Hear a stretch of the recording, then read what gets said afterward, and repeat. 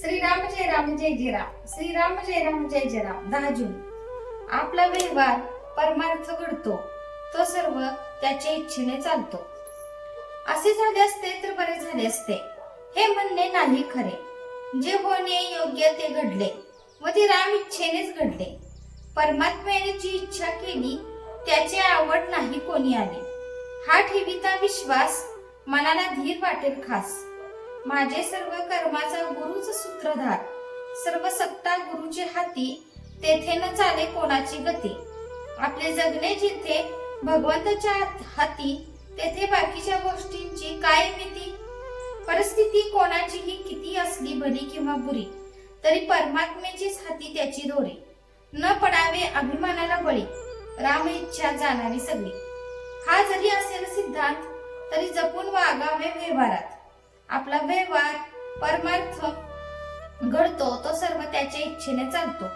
म्हणून होणे जाणे भगवंताच्या हाती, आपण त्याला जावे शरणागती. चित्तात ज्याच्या राहिले समाधान, तोच भगवंताचा आवडता जाण. ज्याचा विश्वास रामावरी, त्याला समाधान स्वीकारे.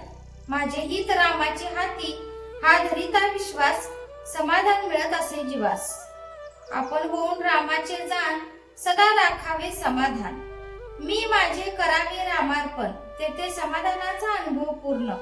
आस ठेवावी रामापायी, आनंदी समाधानी राही. अंतरी समाधान हेच आपले साधन जाण. संसारात न पहावे उणे पुरे, ठेवावे त्यात समाधान खरे.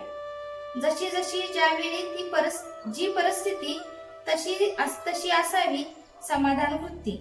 ज्या स्थितीत ठेवील राम, त्यात राखावे समाधान.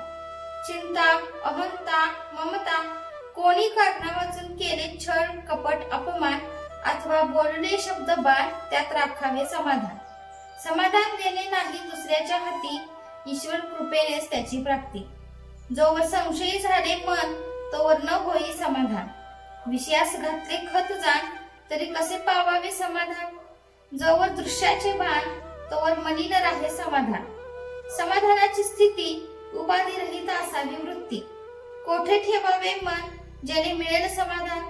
समाधान नव्हे देहाचा गुण, मनाने व्हावे भगवंताचे आपण. पांडव झाले वनवासी, पण अखंड राहिले भगवंतापाशी. पांडव भगवंताचे भक्त झाले, वनवास नाही चुकवता आले. त्यांनी केले भगवंताचे स्मरण, जेणे राखिले समाधान. आता झालो मी रामाचा, हा विचार ठेवावा साचा. ऐसे होऊन राही समाधान, तेच पाही.